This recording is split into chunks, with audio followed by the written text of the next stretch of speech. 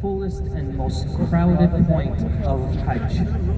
This is the plains of Arafat. So I want you to just imagine that there was a cloud of white, meaning all the men are in their ihrams, all the women are also dressed in white or something similar, and it literally covers this entire area.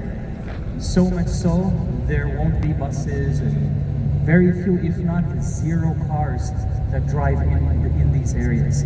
Literally scattered.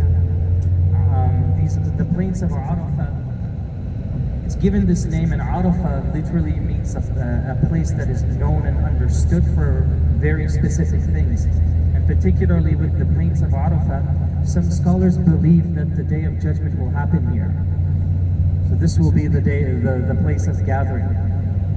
This is also the area of where people come and they literally unload their problems and their tears and all of their struggles and pray and repent to Allah subhanahu wa ta'ala and ask for mercy. And so therefore, after when we finish from the Masjid Nimrah, we're going to go to the Mountain of Mercy. I'm going to talk to you a little bit about why it's given that title as well. So up ahead, you can probably start to see it. As those of you who see it already, what does that masjid remind you of? Medina's Haram, right? So this is Masjid Nimrah. Now remember that the masjid is so massive that half of it is actually sitting outside of Arafat, and the other half of the masjid is sitting inside Arafat. So you'll never believe what they end up having to do here.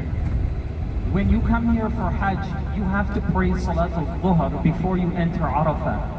So they actually split the masjid inside. And when you finish praying, so they split the masjid where the half that is outside of Arafat will have Salat al-Dhuhr. When Salat al-Dhuhr is done, the Imam will ask the entire masjid to walk to the back now, and then you're in Arafat. And so it's a really strange setup. And the only reason why, I remember I was telling you, politics kicks in.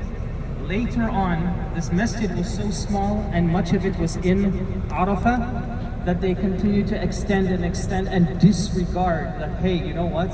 Half of us are going to be out and half of us are going to be in. It's going to be valid now. You're going to have half your congregation who is outside of Arafat when they should be in, and then you'll have half who came in too early when they should be out.